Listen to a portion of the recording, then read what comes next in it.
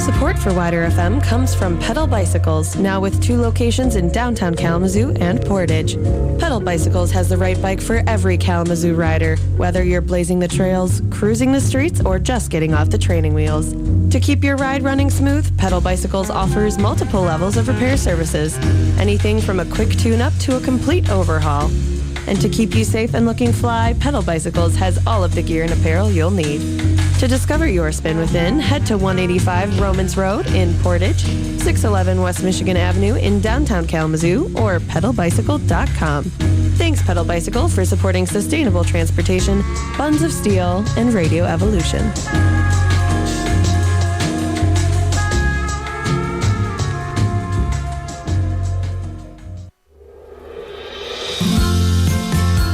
It's time for your weekly RSO Spotlight here on WIDR Kalamazoo.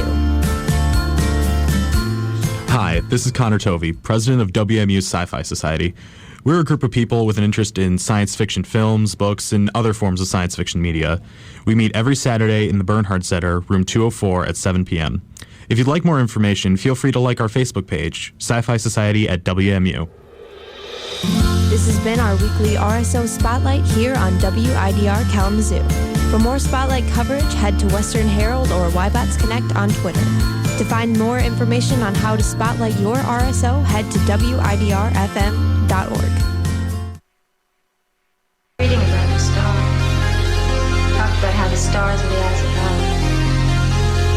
I think it's true, don't you?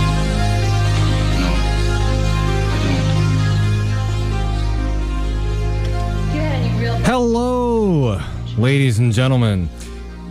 It's that time of the week. What time is it? Well, it is time for the Hoodrat Strategist radio program, only here on Wider. This is our weekly program where I, the Hoodrat Strategist, tell y'all all about the BS that the establishment be up to when they think no one is looking. And I should start this program, as I start every program, by saying, the following thoughts, views, and opinions of the Hoodrat Strategist are not necessarily those of 89.1 FM WIDR Kalamazoo, even if they happen to be dope, on point, and insightful as hell. That part's not in there. Or Western Michigan University. So, why don't we go ahead and start the week? Last week was really intensely focused on international stuff, so I want to bring it back home just a little bit.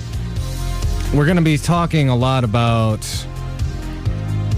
some of the assault, just the rank assault on journalism going on right now, and some real threats to our First Amendment rights. Oh, goodness. But first, why don't we start with a little bit of local corruption. Oh boy, isn't it great when we hear about this stuff going on in our own backyard? And the answer is no, it's not good at all. But we got to find out about it. And that's a good thing. So, here's the problem, everybody. Y'all need to pay more attention to these local races. Now, I know everybody's obsessed with crazy Uncle Don and anti-oligarchy. They had their last debate going on tonight, and we'll be talking a little bit about the debates later on in the program. But what is more important? What is more important are the local races. Now, when I say more important, what I mean is they affect all of us a lot more directly. Now, this election might be somewhat of an exception. Hillary Clinton is going to have a huge influence on our politics either way. In my opinion, for the worse. Donald Trump is going to have a really tremendously detrimental effect on our overall culture. But what is the nuts and bolts? The people we choose to represent our communities.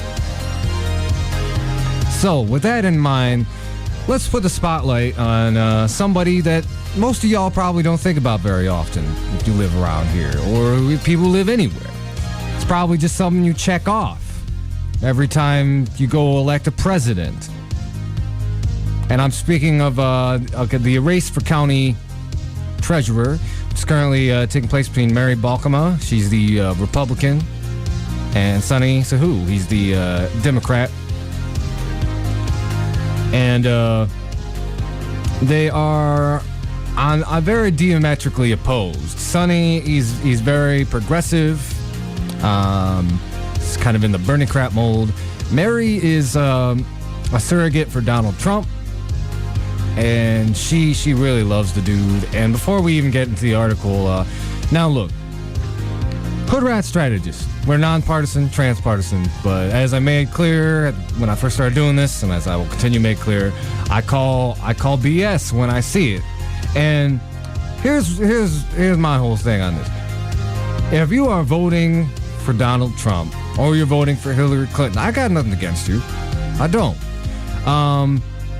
What I have a problem with people who vote unquestioningly, because there's a reason that Hillary Clinton and Donald Trump have historic unfavorability ratings. And it probably has a lot to do with the fact that on one side, it's a bumper sticker. You see it all over the place now. Orange Hitler versus Grandma Nixon. And that really isn't that far off.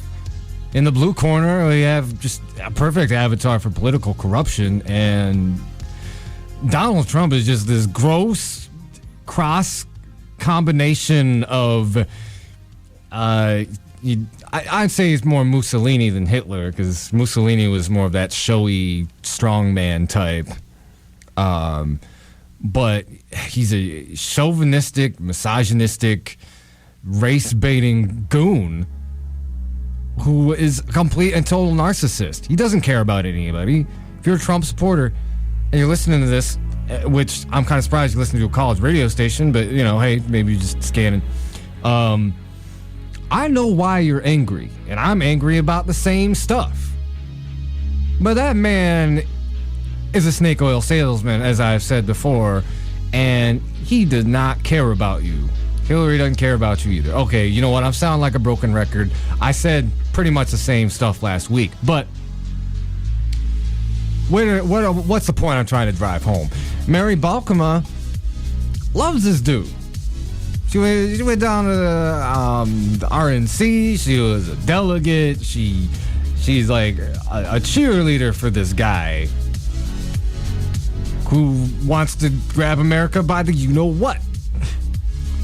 Now, Mary, if you're out there listening, okay, let me rephrase that. Of course, Mary Balkema is not listening to this radio show. I would bet my life on it. But if any other people, and you know what, I will email y'all. I'll reach out. If you want to defend yourself against, what I'm saying now and what I'm about to talk about, you are more than welcome to come on the program and do so. Although Mary Balkema coming on a program called the Hoodrat Strategist radio show, well, we'll see about that. I doubt it. But, this is an open forum. Feel free to come defend yourself. I'm going to be inviting as many local candidates for next week as I can. I really want to focus on the local races going on. But, Mary, there's been some allegations made about you. And considering how much you love Donald race-baiting Trump, I can't say that I find it all that outside the realm of possibility. So here's the article. It's Kalamazoo County and Mary Balkema sued for housing discrimination. By the way, Mary Balkema, she is a current county treasurer. You've probably seen her signs scattered around town. And I'm just going to read directly from the article. This was on MLive, published on the 13th. A local man is suing Kalamazoo County and Treasurer Mary Balkema for housing discrimination. Willie Caper is a blind African-American man who resided at 203 Ada Street in the city of Kalamazoo. He claims he was discriminated against under the Fair Housing Act and filed a lawsuit in U.S. District Court on October 11th. Now, I will say, this is a bit about playing politics. A copy of the lawsuit was sent to the Gazette by the manager of Sonny Sahu's campaign about Balkema for county treasurer. Of course, as you know, I really have no problem with people bringing up dirt on our politicians. WikiLeaks. So anyway, Balkam's camp declined comment and said, "Oh, it's politically motivated." And politically motivated or not, it's still truth. Truth is truth. They didn't deny this. Anyway, sorry, I was sidetracked. Anyway, it goes on to talk about he's represented by an attorney. So okay, here's what happened. Caper claims he was mailed notices of owed back taxes, but was unable to read them due to his blindness, and his home was foreclosed. When it came time for auction, the defendants bundled his house with 65 other parcels of land and put it up as a wholesale $452,250. Caper argues this was done to ensure no one would be able to meet the bundle price and the homes would go to the Land Bank Authority, where Balkama is allegedly steering properties to white commercial developers and speculators known to be antipathetic toward racial minorities. Caper bought his home on Ada Street in 2011 on a land contract. Claims to he tried paying taxes on the home, but the treasurer's office allegedly split the amount with another home he was paying taxes on at North Church Street. He then sent a notice that his home would be foreclosed for failure to pay the taxes. Caper alleges the defendants refused to accommodate him, telling him they now owned his home and there was nothing he could do to reverse the process of foreclosure. The defendants also allegedly told Caper his home would be torn down, and the defendants had plans for it. The lawsuit claims white and non-blind residents have been able to redeem or purchase back their property from tax forfeiture or foreclosure. It also claims the defendants have purposefully bundled properties owned by black residents since 2010, which has had a discriminatory effect and a disparate impact on African Americans. The lawsuit also details an incident on August 17th, where one of Caper's friends visited the county treasurer's office to request back tax information on the house on Ada Street. Caper's friend allegedly told Balkama she was aware of other people who had asked for their homes to be removed from the tax foreclosure process at a later date and had been accommodated. The friend asked Balkama to do the same thing for Caper, because his blindness makes it difficult to comply with the process of redeeming his home from foreclosure. To which Balkama allegedly responded by saying, "He is a black man, right?"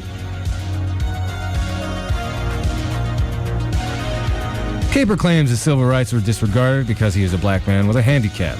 Caper has suffered and will continue to suffer a loss of his home, financial losses, physical and emotional distress, humiliation, embarrassment, outrage, disappointment, indignity, concern for his health, a loss of enjoyment of life, and other consequential damages, the lawsuit reads. He's also seeking compensation and punitive damages allowable under the Fair Housing Act, and interest, costs, attorney's fees, any other relief the court deems fair.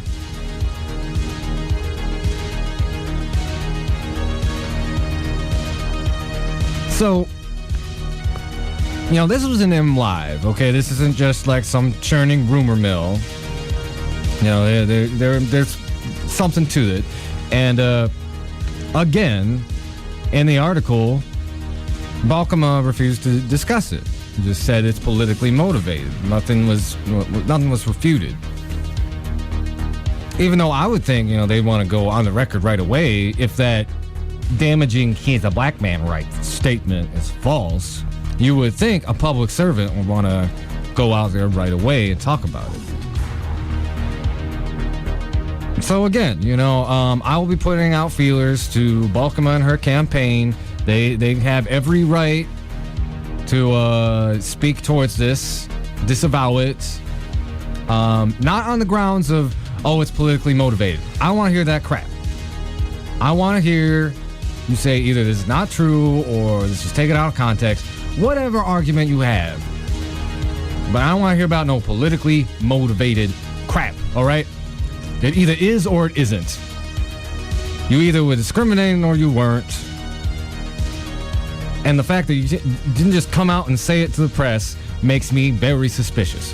Now, this is an ink and paper. I don't want to speculate. I have heard a lot of other, things about Balkama. Until I could get something more officialized, I'm not going to do her and her campaign the disservice of just spreading comments or commentary.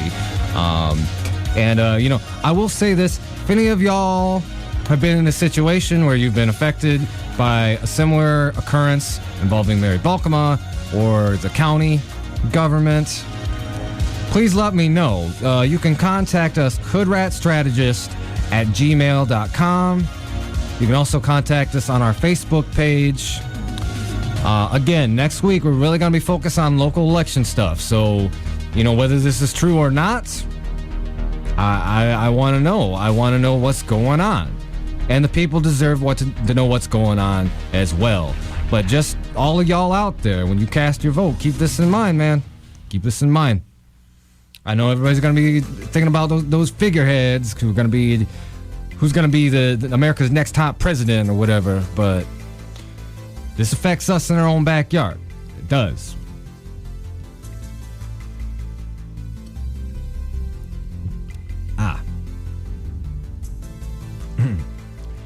So I think we're going to take a real short break, play some underwriting, maybe a PSA. But keep your dial locked. We got a lot more of the Hoodrat Strategist radio program coming up. And stay tuned. 89.1 FM WIDR Kalamazoo, your only source for political revolution.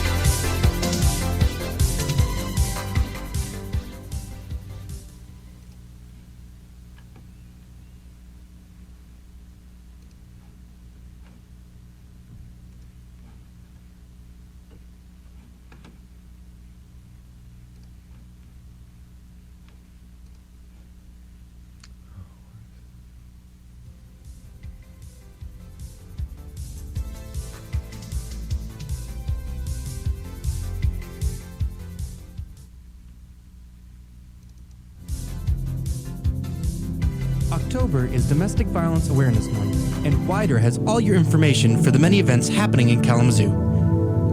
All October long at YWCA Kalamazoo, the Purple Ribbon Campaign, Clothesline Project, and Phone Drop events are taking place.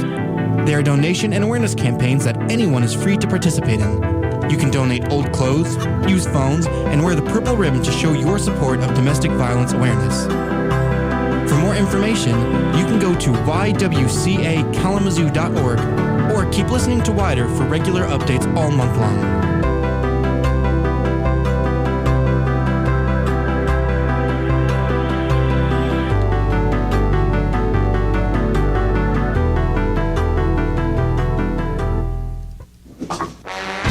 Looking to get into the Halloween spirit? Saturday, October 29th, the notoriously haunted Kalamazoo State Theater will host Nightmare on Burdick Street. Featuring music by Domestic Problems, Mega 80s, and DJ Tom Keys.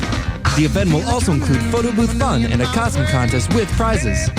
Doors open at 7:30 Saturday, October 29th for Nightmare on Burdick Street. Tickets are available now at the Kalamazoo State Theater box office or at Ticketmaster.com.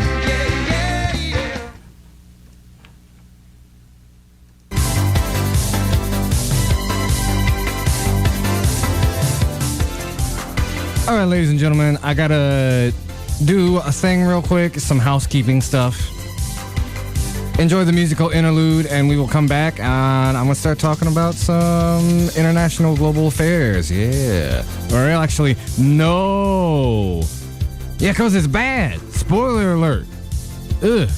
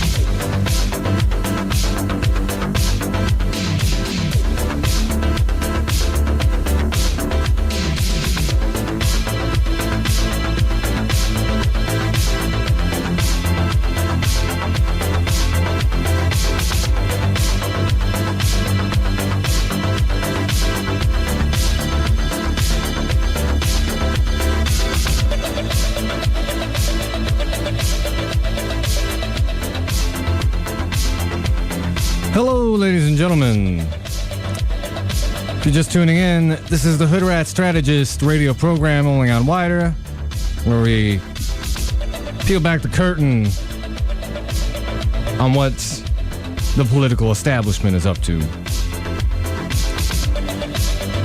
So I don't know if y'all knew, this is like an all-out assault on journalism and the First Amendment going down. This ain't good. Ain't good. Ain't right. Oh, damn. So, what am I talking about? Well, what it is, you know, for those of you who really started paying attention this year, you know, we have cases where, you know, media was directly colluding with the Democratic Party. We have situations where the truth has been willfully suppressed by the powers that be. And, you know, I look around and, you know, sometimes I'm just... The absurdity of all is draining. We are living in a dystopia. And there were some terrifying things that happened recently to some journalists that really sent some chills up my spine. Now, for some of you who may know about this, a couple of things to do with the Standing Rock demonstrations, the Standing Rock battle against the North Dakota Access Pipeline. Well, Amy Goodman, for those of you who don't know, she's a very well-established journalist / commentator on Democracy Now!, which is a wonderful nonprofit journalism website. They cover the real news. They cover that real stuff that the mainstream media don't want you to know. And she's one of the most distinguished journalists of our time, in my humble opinion. And she had some footage on Labor Day of she's the one who caught the bulldozers tearing up these people's sacred sites, and also the security team sicking those attack dogs on the protesters, saying that, you know, maybe gave you deja vu with those images of the 60s of the dogs and the hoses getting sprayed on civil rights protesters. And she was charged with invasion of private property, inciting a riot. And she went to North Dakota recently to face those charges. She got committed, or not committed. The charges were dropped, thankfully. And it was largely due to the media pressure that she was able to draw and attention she was able to draw to that particular situation, which was an absolutely ridiculous one. They're trying to imprison her for doing her job. And when corporate interests can influence our local government into putting out charges against journalists, that is a scary, scary thing. A scary thing, ladies and gentlemen. As some of you may know, and, you know, shout out to her, Shailene Woodley was also arrested, and I would consider her in her capacity as a journalist because she was using her fame as an instrument to bring attention to what was going on at Standing Rock. And they basically separated her out and sent her to the pokey.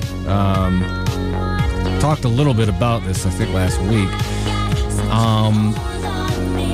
Now, funnily enough, you know, this backfired on them in a tremendous way. Kind of similarly to how it did with Amy Goodman, which is they didn't like the fact that she was drawing attention to it, sent her to jail, but you don't arrest celebrities. Are you kidding me? That's, you know, maybe I shouldn't even talk about it because I'm basically giving the man strategic advice, but like, you arrest a celebrity that, like, you get, I mean, it's one thing to have Democracy Now! On your butt when you get TMZ and Entertainment Tonight involved. Ooh-wee. Oh man, no. I'm pretty sure the arresting officers must have gotten scolded. There's just some, like, sheriff in North Dakota is like, you idiots! The Hollywood Reporter camped out on my damn lawn. Don't arrest famous people. God. So yeah, she got out. And hey, kudos to her. She posted bail for her and everybody else that got arrested too. Bravo to you, Shailene. She's a great young lady. Thank you for using your celebrity as a platform to highlight these issues. Speaking of climate-related stuff, I'm going to play this clip. Some of you may know him. This is Josh Fox, famous climate documentarian. This is him talking. Well, I'll just let him talk, and then I'll comment on it. How about that?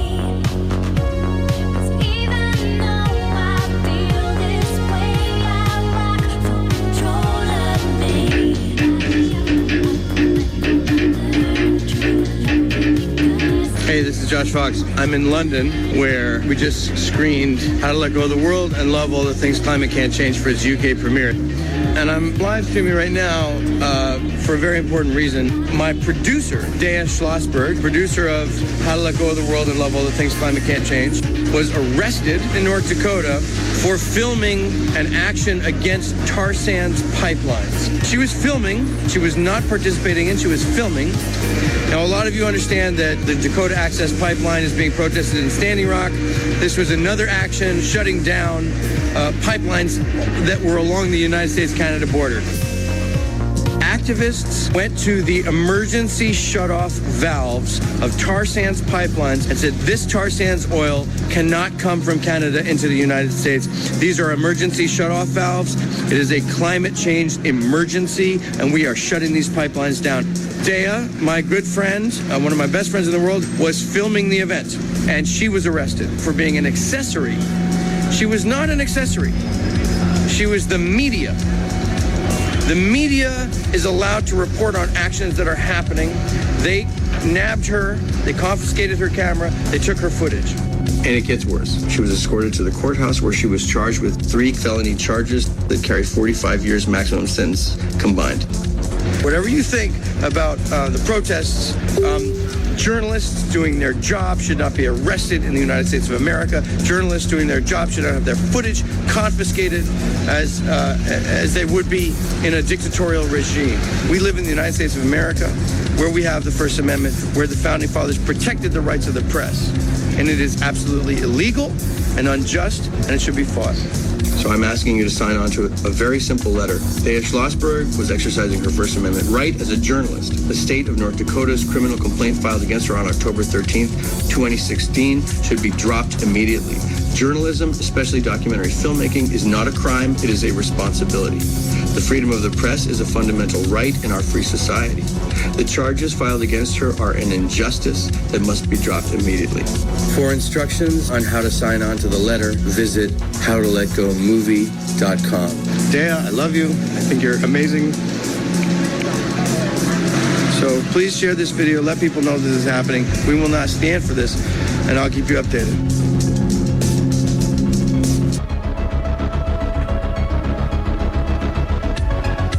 So that was Josh Fox, and he was talking about his producer Dea Schlossberg. Excuse me, just a moment, folks. So, this one really hit me in the gut, because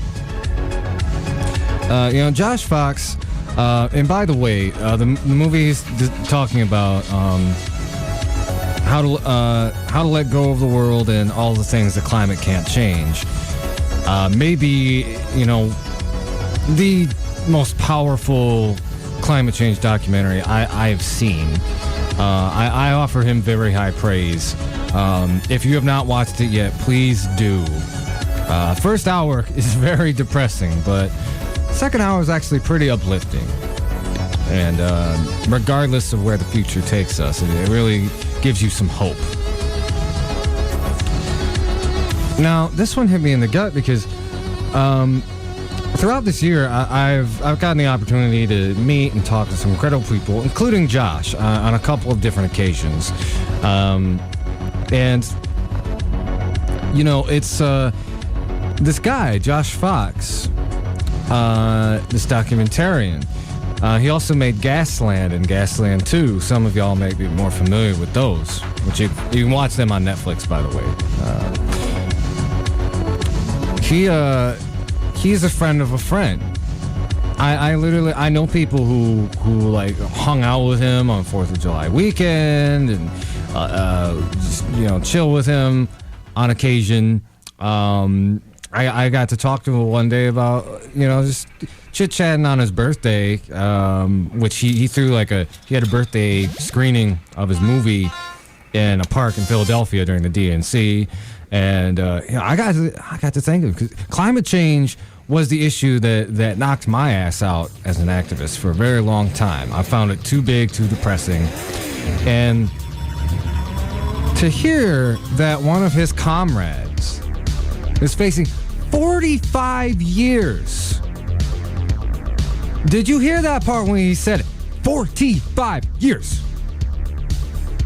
And by the way, the activists who actually shut down that pipeline, kudos to you. All right, you get the Bad Mother Award of the week. Yes. Maybe I'll start doing that on Facebook. Have the picture of Sam Jackson from Pulp Fiction. This week's bad are the protesters who shut down the tar sands pipeline. By the way, I'll look it up in the next break. I'm kind of curious what kind of charges they're facing, because look, them, and kind of going out away from the main journalism topic. We don't have much time to fix this, folks. And the powers that be have no problem. They just want to keep dredging up fossil fuels from the ground, when every month in the last year has been the hottest month on record. It's because of crap that we're doing, like getting tar sands oil out of the ground. So anyway, those people are heroes, and so was Dea for filming it. And to think that somebody I'm close to is suffering that potential backlash to documenting an event, it should make us all pause for extreme concern. Extreme concern, ladies and gentlemen. Well, anyway, we're going to go to a short little break. Go to show promo.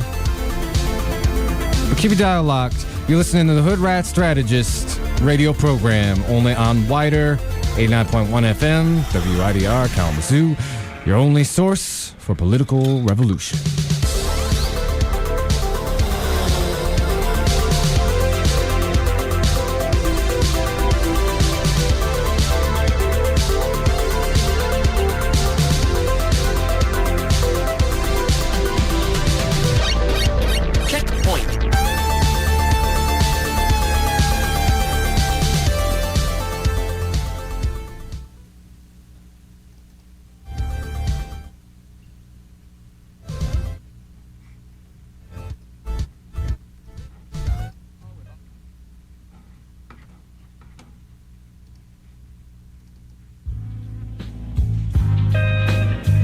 Interested in underground hip-hop. Here is a complete disc jockey show with all the modern pace of today's exciting radio. Listen here on Saturday night from 7 to 10. You can't go wrong. There's one important element missing, however. That's you. Hip-hop epic show. Saturday night. DJs bring me young, play that real live show. The hip-hop epic show. I know. Yo, I'm talking about the hip hop epic show. The DJ bringing me on. Transmitting live Saturday night. WIDR Kalamazoo. Bouncing. Ladies and gentlemen, we are experiencing technical difficulties. Please stand by.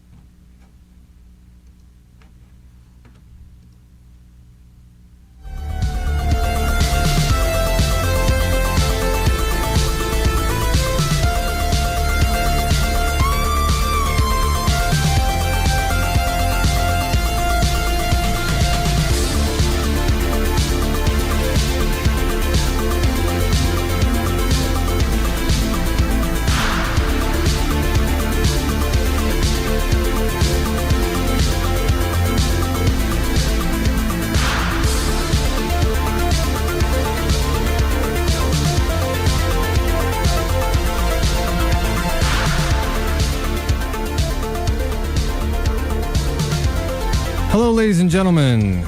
You are listening to the Hoodrat Strategist radio program, only on 89.1 WIDR. So, let's get back into the topic at hand. We're talking about some recent assaults on journalism and the First Amendment. If you're just joining us, talking about Amy Goldman, talking about Dave Schlossberg. Both of them journalists covering various environmental issues. Amy Goldman let off the hook. Dave Schlossberg at risk of being sent to jail. Prison, 45 years. Oh, well, it doesn't end there, folks. Oh, yeah, there's more. There's more. So, here's another news story I found extremely distressing. This is published on the 17th. UK, United Kingdom. Those Brits. Yeah, they did. I closed the accounts to RT. The bank accounts. Now, those of y'all who don't know what RT is, they are a kind of outside the mainstream journalism. What's the word? Outside, non-mainstream journalism. In America, they're probably most famous for some of their coverage. Redacted Tonight, RT America's one of their flagship shows. It's basically if The Daily Show still had a pair of balls. They have not been shy about talking about what our federal government is up to, about election fraud, etc., etc. So, one of the reasons they got wrapped up in this, and I'll read a little bit from the article. RT, if you don't know, it stands for Russia Today.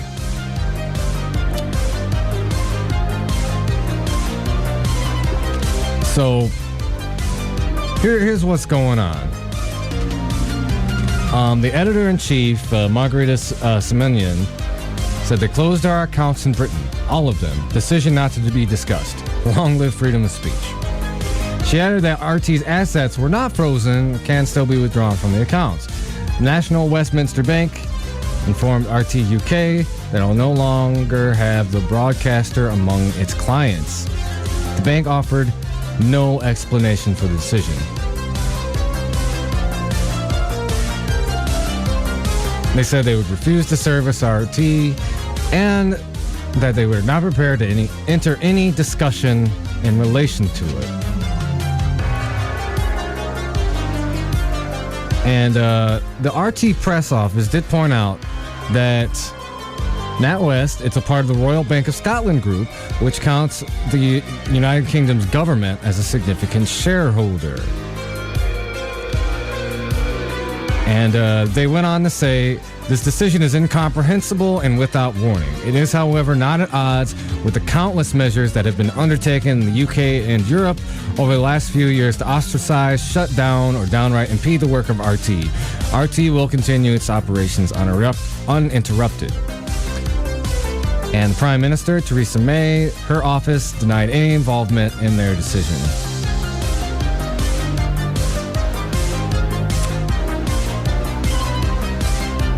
So, Margarita Simonyan, she goes on to say, we have no idea why it happened because neither yesterday nor the day before yesterday nor a month ago, nothing special happened to us. Nobody threatened us in any way. Hypothetically, this may have something to do with new British and American sanctions against Russia, which may be announced soon. It may not. Our legal department is dealing with the issue now. And she goes on to say that the bank's move creates formidable obstacles for the normal work of the RT channel in the UK, the ministry said, adding that it raises suspicions that it was an action aimed at eliminating a media outlet which was unfavorable for the British establishment but popular among the British public. And if so, this is a gross violation of the basic principles of free speech and press by, quote-unquote, the oldest democracy in the world. So, yeah, this may not have happened in America. This happened in England. But it still sets a very scary precedent. Now, for those of you who might be like, well, Russia today, what? Well, are they Soviets? What? No. So RT, yes, it is an extension of the Russian media.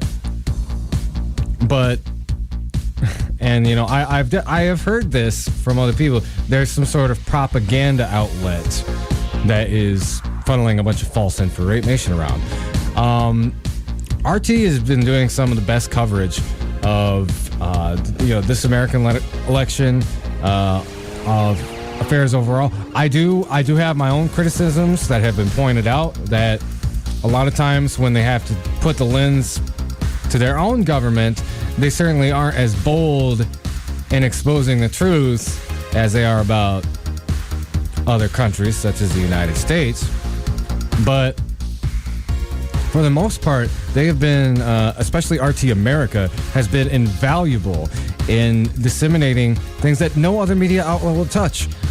They talk about the rampant election fraud that happened in the primary. They talk about the things that our government does that have been, a lot of which have been exposed by WikiLeaks. They'll be the first to talk about it. And they will talk about it vocally, and they will not, and they won't be like CNN tell you, oh, it's illegal to read the WikiLeaks. By the way, it's not illegal to read the WikiLeaks. God, that was, I mean, it'd be funny if it weren't as scary. Yeah. For those of you who don't know what I'm talking about, there's a segment on CNN where they're talking about the WikiLeaks, and they're literally said on air that it is illegal for people to read them. They said it's illegal for people to read them, ladies and gentlemen. Mainstream media, man, kills me. How dumb they think we are, man. So, they've been on, so they attacked RT's ability to do business, that this bank did. And while, obviously you can't automatically draw the conclusion that the British government had a hand in it, but I think any sensible person could say there was probably some sort of institutional pressure going on. Because, what happened in America, what happens in their coverage of the British government as well, something that the establishment does not like. They do not like outlets out there outside of their own focus of control. And that is the danger that RT represents to the Western establishment and the Western media. As for it being called Russia Today, much like the WikiLeaks, I couldn't care less. They're telling the truth. If Lee Camp did his whole show with Russian accent, I would not care. I'm sorry. Anyway, we're going to move on one last thing on the journalism topic. Now we're going to play another spot real quick. You're listening to the Hoodrat Strategist on 89.1 FM WIDR Kalamazoo, your only source for political revolution.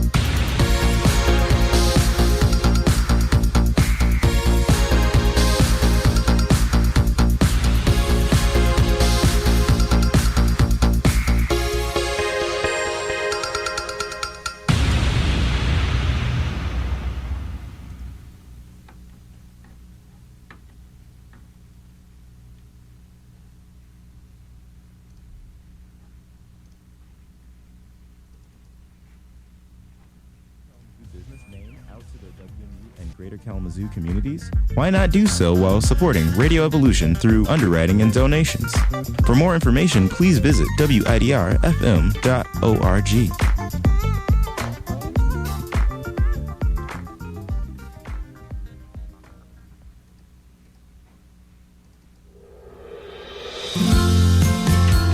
It's time for your weekly RSO Spotlight here on WIDR Kalamazoo.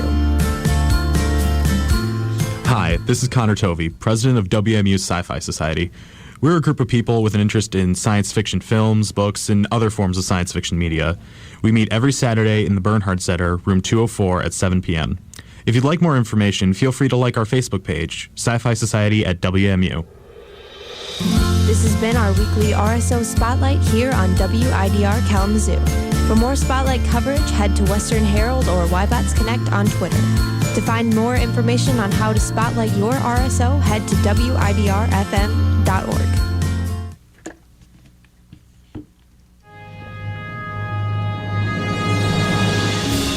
You're listening to Wider Kalamazoo. Oh, great Scott! 89.1 FM, Radio Evolution.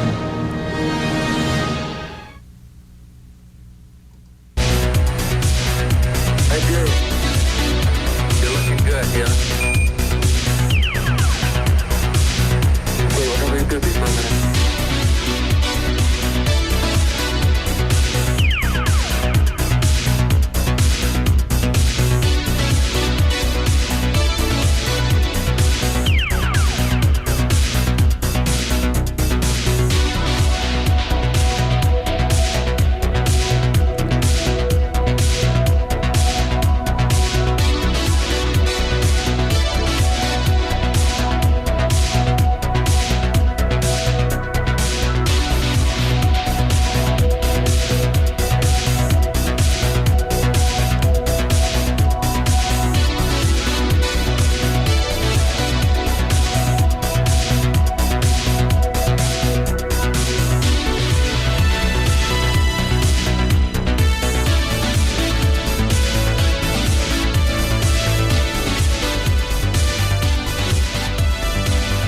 Hello again, wider listeners.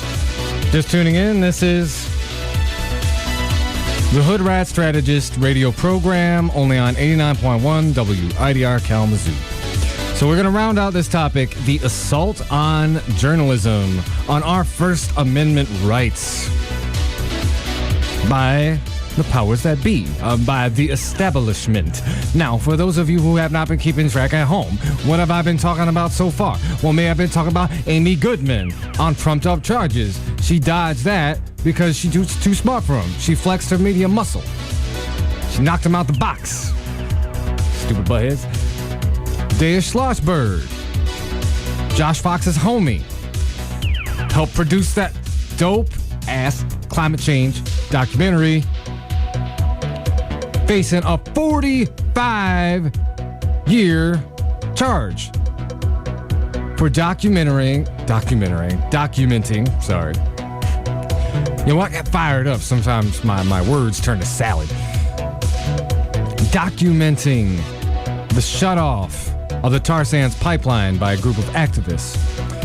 Just talked about RT, one of the only media outlets here in America and in Britain who are actually out there telling the truth. RT UK got their money locked out of the banking institution. They can no longer have accounts there. And let's bring it back home. Talk about Mr. WikiLeaks himself, Mr. Julian Assange. Now, for those of you who don't know, okay, so where has he been at this whole time? Some of you may know him. It's like, oh, he's that WikiLeaks guy, you know, what is it? Well, he's been in the Ecuadorian embassy in the UK for the last 4 years. Basically under house arrest. He's facing extradition for crimes that may or may not be trumped up. I won't really go into that particularly, but you know, you can Google it. Whether legitimate or not, that does not preclude him to be the figurehead of WikiLeaks or the good work they've been doing in the journalistic world. For my part, I think it's trumped up by very powerful people who don't really like what he's been doing. So, what happened to Julian Assange? Well, everybody was freaking out on the internet a couple days ago. Y'all who don't live in activist circles probably didn't even notice, but everyone was freaking out. Julian Assange, where is he? He's not on the internet. Everybody thought maybe he got drone. Who the heck knows? But people were worried to death that something happened to him and maybe he got assassinated or something. Here's what happened. They cut off Julian Assange's internet access. And as we found out, Ecuador actually did it because, I'll go ahead and read their official communique, and then I'll talk about it a little bit. So, Ecuador granted political asylum to Julian Assange in 2012 based on his legitimate fears of political persecution because of his journalistic activities as the editor of WikiLeaks. In recent weeks, WikiLeaks has published a wealth of documents impacting on the U.S. election campaign. This decision was taken exclusively by that organization. The government of Ecuador respects the principle of non-intervention in the internal affairs of other states. It does not interfere in external electoral processes, nor does it favor any particular candidate. Accordingly, Ecuador has exercised its sovereign right to temporarily restrict access to some of its private communications network within its embassy in the United Kingdom. This temporary restriction does not prevent the WikiLeaks organization from carrying out its journalistic activities. Ecuador, in accordance with its tradition of defending human rights and protecting the victims of political persecution, reaffirms the asylum granted to Julian Assange and reiterates its intention to safeguard his life and physical integrity until he reaches a safe place. Ecuador's foreign policy responds to sovereign decisions alone. It does not yield to pressure from other states.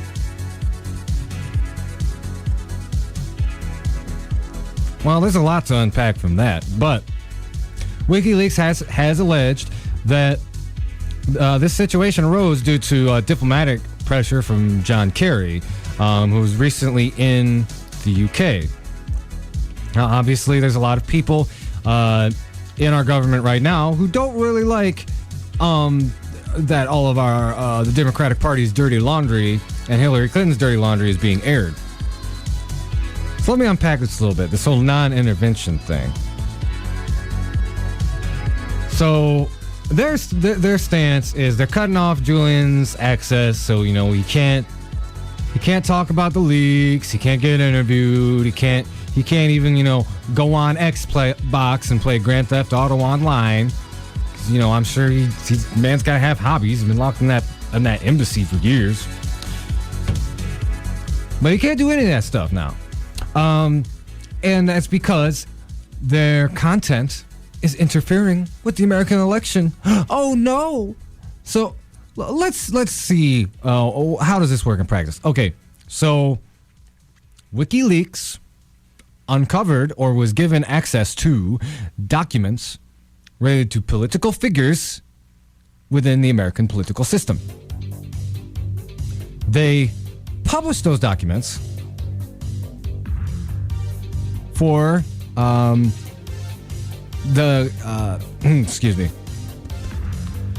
for the consumption of the American public and the world. But it might affect the presidential election. Oh no. All right. So let me ask this. All those news outlets that are publishing stories about that a-hole Donald Trump and all of the sexist, misogynistic crap, sexual assault, all that stuff he's been doing. Under that same logic, haven't they also been affecting the election? The Economist, they're a British publication. They have been anti-Trump since the beginning. Has the British government put a halt to The Economist for trying to influence the American election? No. Because their points about Donald Trump are completely and totally valid. Their journalism about Donald Trump is completely and totally valid and based on fact and insight. Because they're doing their jobs as journalists. What is the difference with WikiLeaks? I'm being rhetorical because I really don't know what the difference is. To quote Hillary Clinton, what is the difference? Well, the only difference I can see is that WikiLeaks is catching our government with its pants down. And they didn't like it the first time, when they were doing this to the Bush administration, and they certainly don't like it now. And that's what sent Julian Assange on the run the first time, was that WikiLeaks dump against the Bush administration. And now he's like dumping a bunch of stuff on the American government, American political system again. They're sending the hounds after him yet again. And using this BS excuse, Julian Assange is trying to influence the election. WikiLeaks is trying to influence the election. Yeah, you know what? Sometimes news influences the election. News about Donald Trump influenced the election and may change the outcome on November 8th. People have the right to know this information. And what I see disgusts me. Look, give props to Ecuador for keeping him safe. But interfering with the election, responding to pressure, that's just stupid. That's just trifling. And I will let, look, the American government needs to know this too. John Kerry, anybody else who might be involved in trying to spook Ecuador. WikiLeaks is not just Julian Assange, okay? Do you think he's just he has all the files sitting in his little dorm room, and if you can shut him up, then, everything will be all good? Like, how stupid can these people get? WikiLeaks is gonna keep dumping stuff. I mean, the evening after this happened, the 10th round of Podesta emails got dropped. Sorry, you can't put the genie back in the bottle. Pandora's box is already open. We know what trifling BS the Democratic establishment was up to. We're not going to unsee it, no matter how many times you say, oh, look over there, it's Russia. No. Sorry. And you're not going to convince the American people that they don't have the right to know this stuff. And frankly, look, if you're going on the argument that this will influence the election, this is like the only election where it actually probably won't influence it. Because as bad as the WikiLeaks are, let's face it. If Hillary was facing a normal opponent, she'd be dead in the water. But she has the luck of running against dumb, orange, fascist fool Trump. And, granted, the election is a lot closer than it would be if maybe these hadn't been dropped, but this isn't new information that WikiLeaks was dropping. All of these things were a thing that the American voter either knew or suspected, and now it's in black and white. And from what I've seen, most of the hardcore Hillary people are still not convinced. Make a lot of excuses. Yep. So, yeah, that's where we're at now. People out there trying to expose the truth, document history, are getting arrested, are getting silenced, are getting disenfranchised. Why do I talk about stuff like this on my program?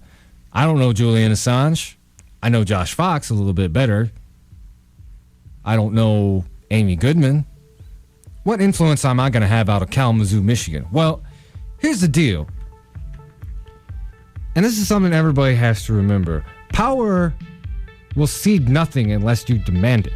So, from the smallest town in the smallest part of the world to the upper chambers of our government, you need people hollering them at them. It's like, you cannot treat journalists this way. This is an assault on the First Amendment. you got to keep yelling that. Let's go back. Talk a little bit about... Okay, no, actually, we'll talk about Hillary later. But you apply that public pressure. You let the powers that be know, no, this is not okay. It is not okay for you to threaten a journalist with 45 years in prison or to try to shut Julian Assange up because he was airing your dirty laundry. That is not okay. And look, I'm pretty cynical about the government and, the 1% in the establishment, but you shout loud enough, they do listen. And so I'm doing my part. I'm shouting about this from a radio station in Kalamazoo, Michigan. You should shout about it on your Facebook wall. You should shout about it at the bar with your friends. It's like, oh, did you hear about this whack BS that's going on with Julian Assange and Josh Fox's producer? And he's like, oh my God, that's a BS. Yes, it is. Damn. So, we're going to take a quick break. I think we're going to pivot to a new topic. We're going to talk a little bit about debates, focusing mostly on some third-party voices we actually haven't heard on the show yet. So stay tuned. You're listening to the Hoodrat Strategist radio hour, or radio program, only here on 89.1 WIDR Kalamazoo.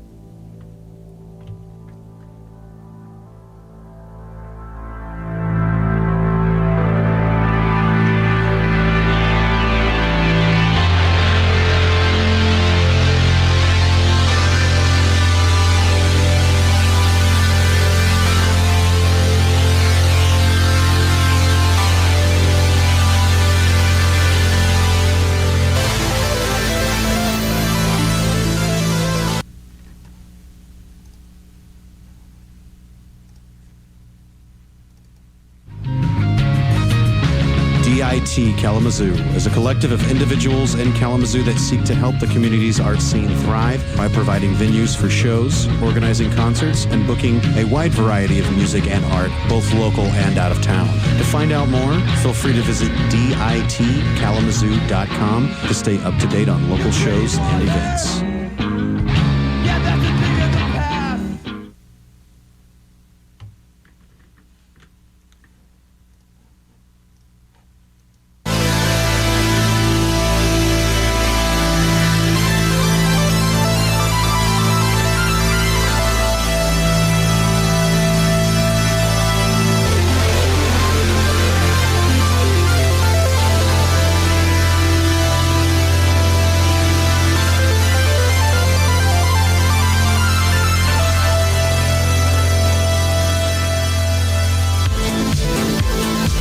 Hello again, ladies and gentlemen. You're listening to the Hoodrat Strategist radio program, only on 89.1 WIDR Kalamazoo, your only source for radio evolution.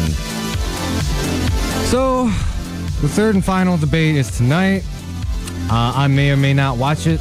I don't know, it's kind of tough to take sometimes, man, I'll tell you. Oof.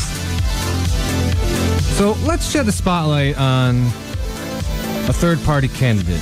And this one we haven't talked about. He's a very lesser known than Jill Stein or Gary Johnson. We're going to talk a little bit about Mimi Selitsky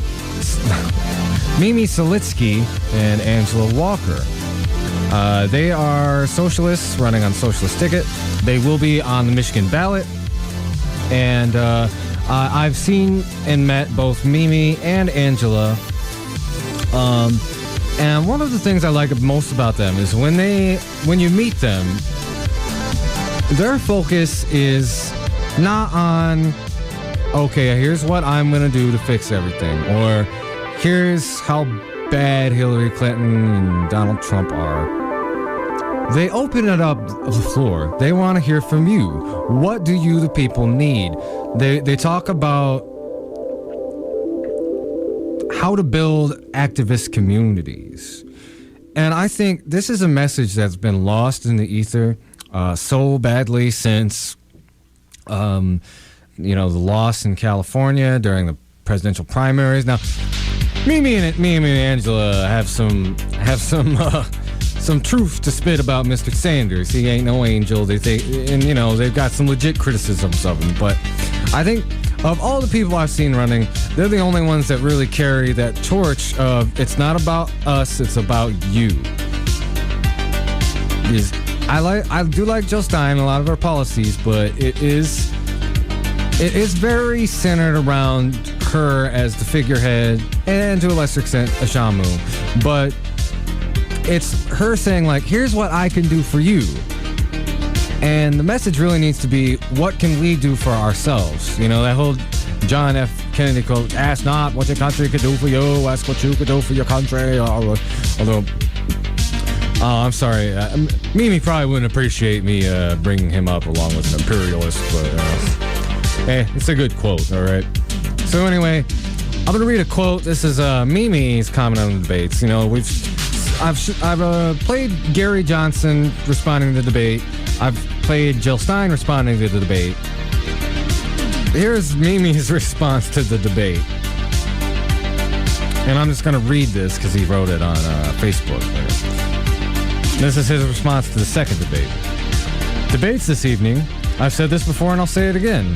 These real-time third-party candidate responses to debates are ego-driven vanity campaigns. You don't need my commentary on the Clinton-Trump debate to understand that neither Clinton or Trump gives up about you. My guess is that you already know that. You also don't need my response as an individual serving as a distraction from attention to the systems responsible for such incredible oppression and exploitation. My significance as a candidate extends no further than the contribution I can make to the movement to address the systems of oppression. If there's one request I can make, when you see either Trump or Clinton during the debate, or any other candidate offering real-time commentary of the debate, please consider how you might be able to contribute to addressing those systems of oppression. We can't vote those systems away. We can, however, work together to collectively address those systems and replace them with alternatives that treat our sisters and brothers throughout the world with dignity and respect. For the record, in case you didn't know, I am a socialist, I am a radical. That was Mimi Solitsky. Now, I'm going to go ahead and play some audio of his running mate, Angela Walker. I've actually been sitting on this for a while. She came to Kalamazoo a couple weeks ago, speaking at the Fire Historical Arts Collective. And yeah, I've been wanting to play this for a while, so why don't we go ahead and I will play some of Angela's words. She is an activist from, is it Wisconsin? Yeah.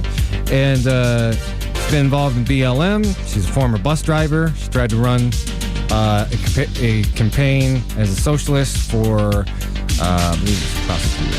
So why don't I go ahead and play this? She's a great, awesome, dope woman. And here's some of what she spat when she was in Kalamazoo a couple weeks back.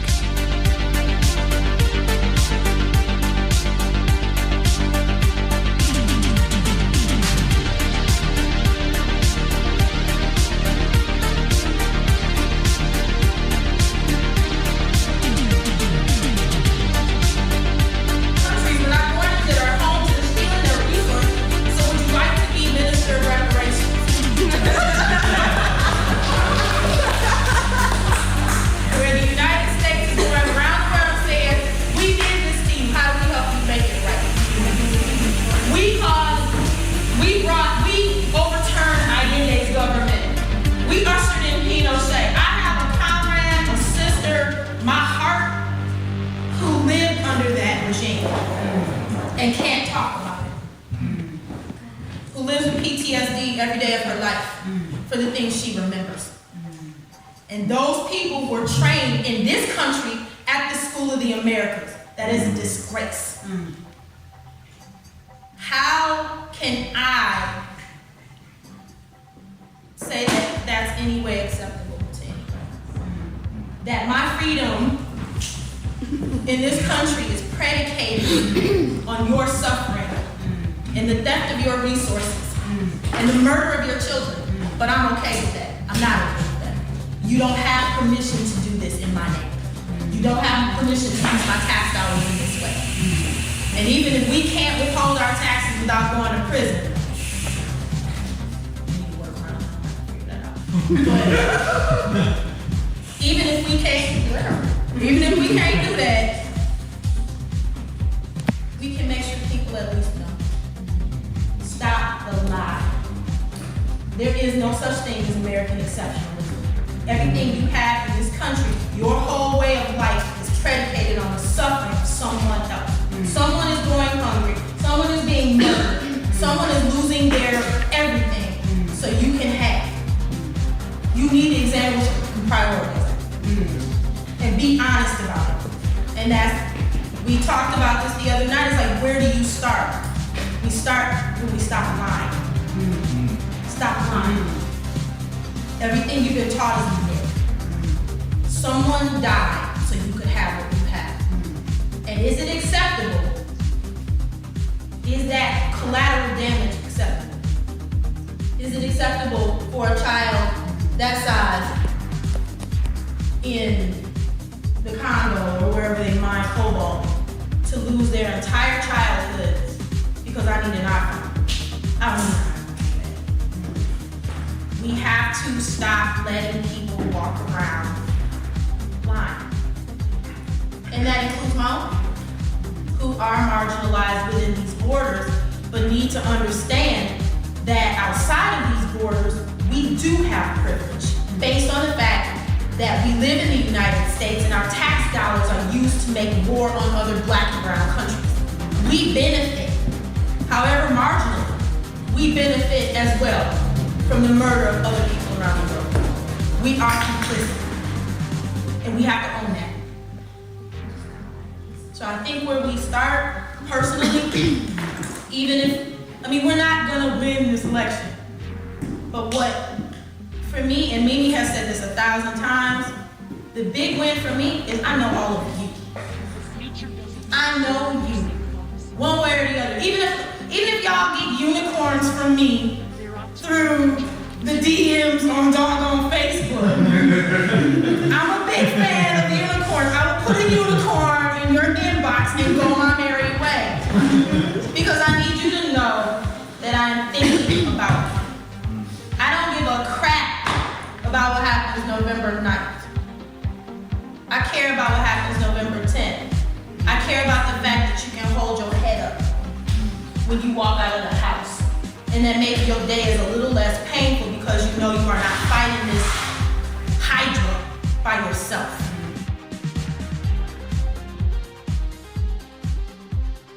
Powerful words from Angela Walker, again running with Mimi Solitsky. Hold on just a sec. Well, I'll look up that information in a sec. I don't want to get it wrong. They're socialists, but it's not the Socialist Party they're running under. So we got to go to a break anyway. I will get it right when we come back, and we'll hear a little bit more from Angela Walker. You're listening to the Hoodrat Strategist radio program, your only source for political revolution, only here on 89.1 FM WIDR Kalamazoo.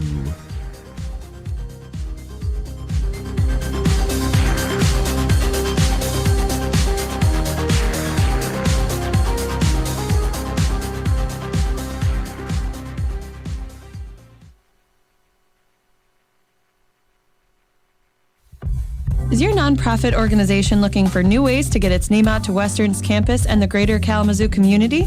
Why not use the wider airwaves? For more information on how we can work together to promote your organization and events, go to widerfm.org and click on the airtime and sponsorship page under the support tab.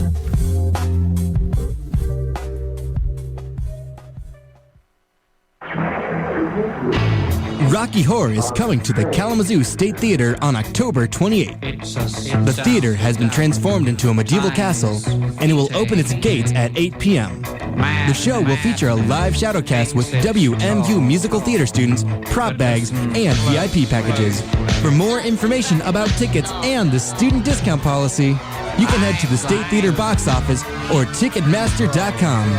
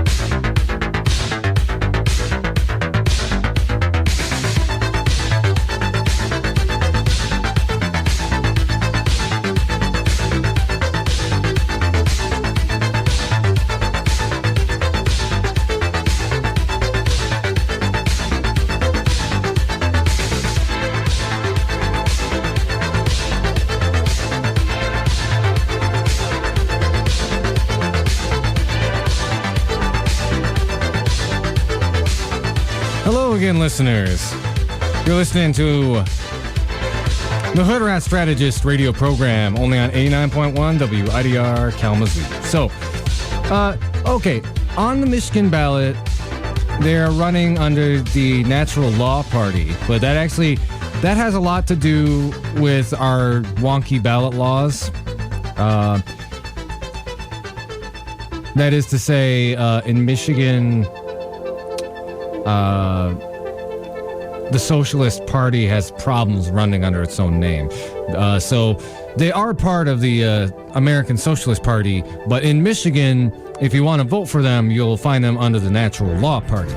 So, want to go ahead, I'm going to play some more from Angela Walker. Again, this is her speaking to supporters and fellow activists at the Fire Historic Arts Collective.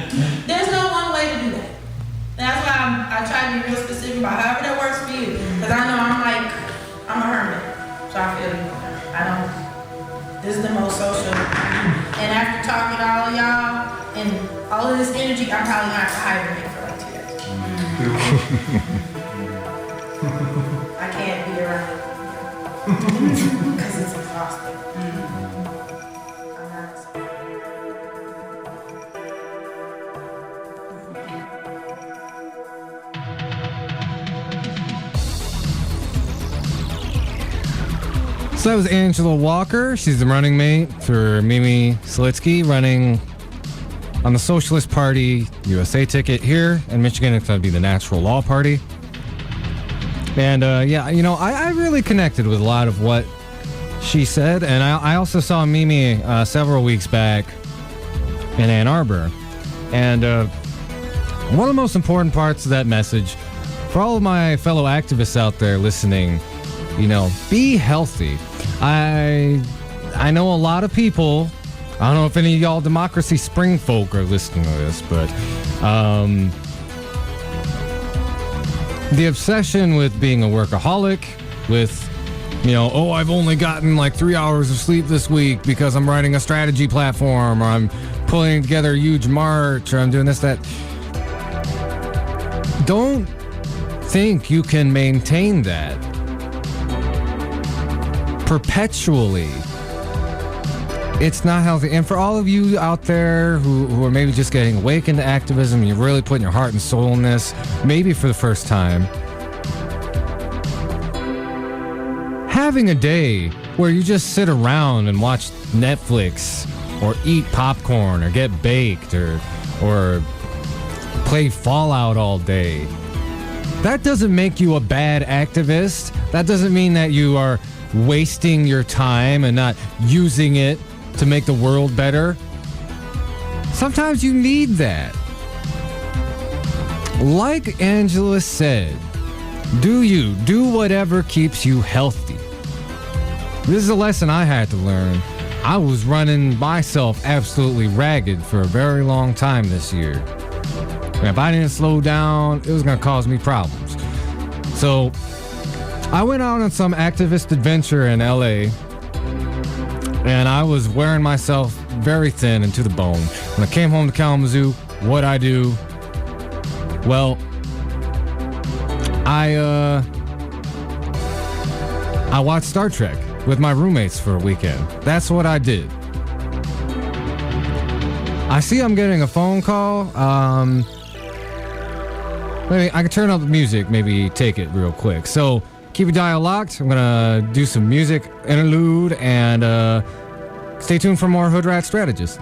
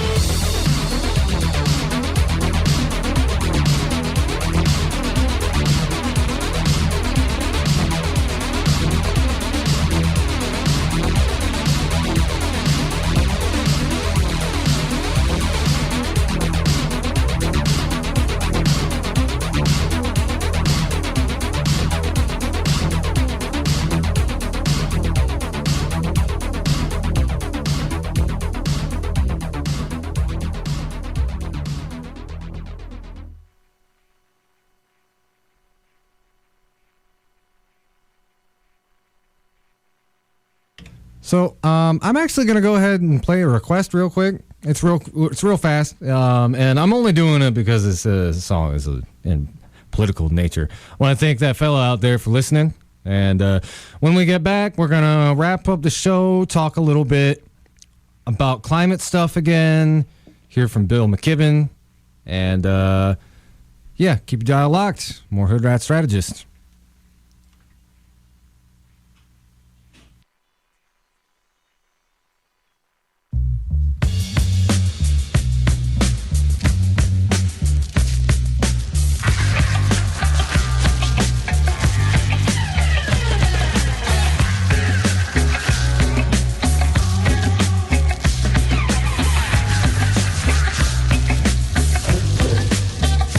When they kick at your front door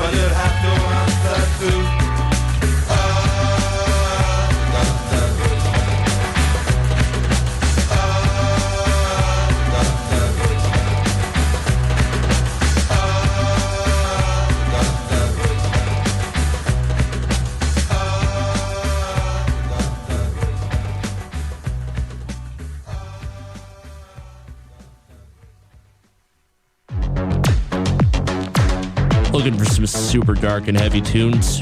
I'll play them for you. Join me, DJ Will Kill, for a specially curated playlist of hard-stomping industrial beats, headbanging heavy metal, and some seriously weird stuff that you won't find anywhere else. Feel free to tune into the Splatterhouse every Friday at midnight and get splattered.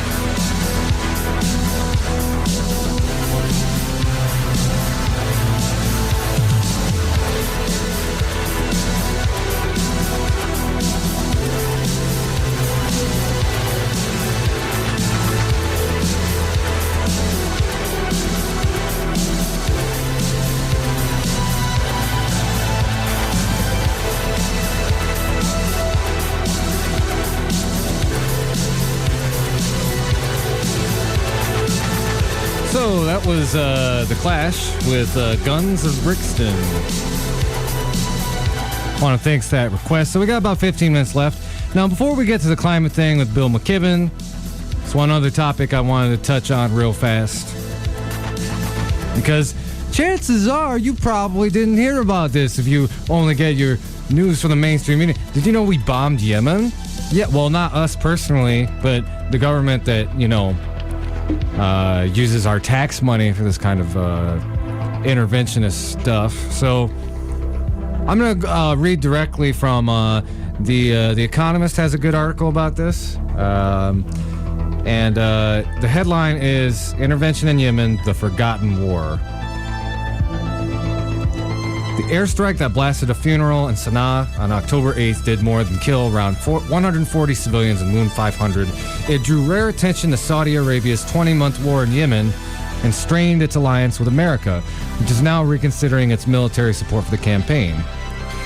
Critics say it's time for the West to abandon its embarrassing alliance with the Saudis. How, they ask, can the West denounce the carnage in Syria when its own ally is bombing civilians in Yemen? If the Saudis, with Western support, can intervene to defend the government of Yemen, why should Russia not defend Bashar al-Assad's regime in Syria? Morally and perhaps legally, America and Britain are implicated in Saudi actions. They sell warplanes and munitions to the Saudi regime. They also provide air refueling and help with targeting. What is more, critics say, Saudi Arabia is a woeful ally against jihadism. Indeed, it inflames global extremism through its export of intolerant Wahhabi doctrines. So that's a little bit of context. But what happened was about several days ago. A U.S. Navy destroyer fired a barrage of cruise missiles at 3 radar sites controlled by the rebel Houthi movement in Yemen. And this marks the first time the U.S. has fought rebels directly in this devastating war in Yemen that you've probably not heard about. But it ramps up our military involvement in that country. And, we've sent drone strikes, but this is really escalating. And this really runs the risk of dragging us into another interventionist conflict with the same sort of potential for entrenched and protracted intervention that we see in other parts of that region, Afghanistan, Iraq. And this happened virtually under the table. It was not talked about in the mainstream media. What does this mean? Now, the conspiracy theorists would say they don't want us to know about it. And I mean, they don't. But is this the new normal? We just throw missiles at somebody and people aren't really outraged about it. It's just business as usual. Well, that's business as usual. Business needs to change. It needs to change pretty damn quick. So yeah, keep in mind, while all this election carnival stuff was going on, we bombed another Middle Eastern country. So,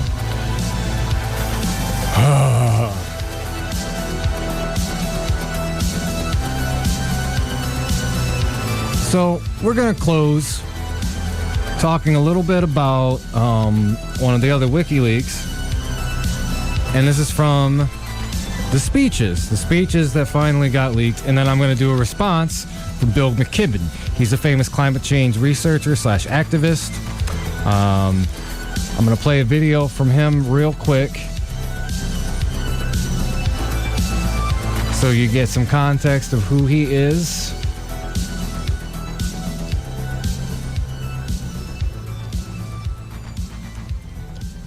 And sorry, I gotta look this up on YouTube. I thought I downloaded it onto my computer, but okay. All right.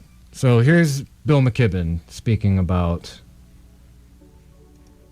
Since I wrote the first book about all of this 30 years ago, there are moments when I feel like saying and try to restrain myself from saying, if only you had listened to me then. Because 30 years ago, we had a number of easy trajectories by which we could have accomplished these targets. We're out of easy trajectories, so the things we're trying to do now are tough, and it will be the measure of our political system whether we're actually able to do tough things or whether we always just take a half measure and say we're going to slowly phase it out or whatever else. One of the things we need to remind ourselves is this is not a political problem of the sort that we're used to dealing with. Most political problems yield well to the formula that we've kept adopting on thing after thing. Compromise, we'll go halfway, we get part of this done. That's because most political problems are really between different groups of people. They're between industry and environment. They're between environmentalists. They're between... That is not the case here. The fundamental disagreement in this case is between human beings on the one hand and physics on the other. And physics is a very poor negotiating partner. It does not compromise. It is uninterested in what battleground states are or what it is interested in is how much carbon and how much methane we're going to pour into the atmosphere. And we know now how much we can do. So it is an act almost of vandalism to continue to pour more in than science tells us that we can.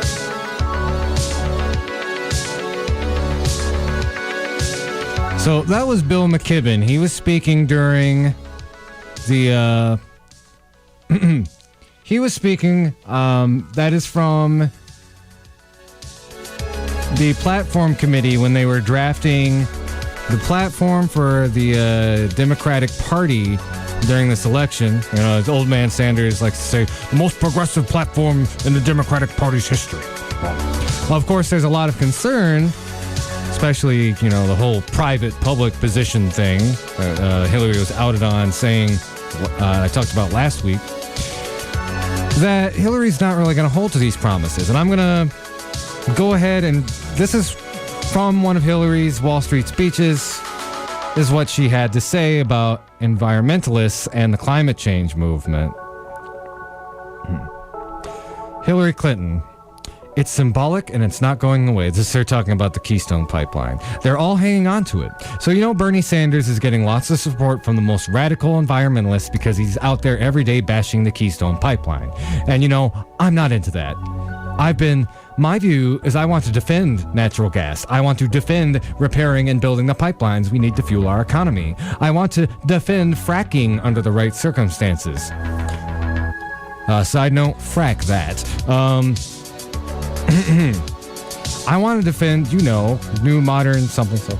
I want to defend this stuff. And, you know, I'm already at odds with the most organized and wildest. They come to my rallies and they yell at me. And, you know, all the rest of it, they say, will you promise never to take any fossil fuels out of the earth ever again? No, I won't promise that. Get a life, you know. Yeah, well, we're trying to kind of give a life to the future of human civilization, Hillary, but... Anyway, so I want to get the right balance, and that's what I'm about. Getting all the stakeholders together. Everybody's not going to get everything they want. That's not the way it's supposed to work in a democracy, but everybody needs to listen to each other. As Bill McKibben said, physics is a poor negotiating partner. And we need to do, nuclear. Talk about climate change. Nuclear is no... Let's see. Well, okay, she goes on to talk about nuclear energy, which is really the bulk of what I want to move on with. But that condescending attitude, it's terrible in the face of, like, the worst human problem in the history of our species. So Bill McKibben had a response to that.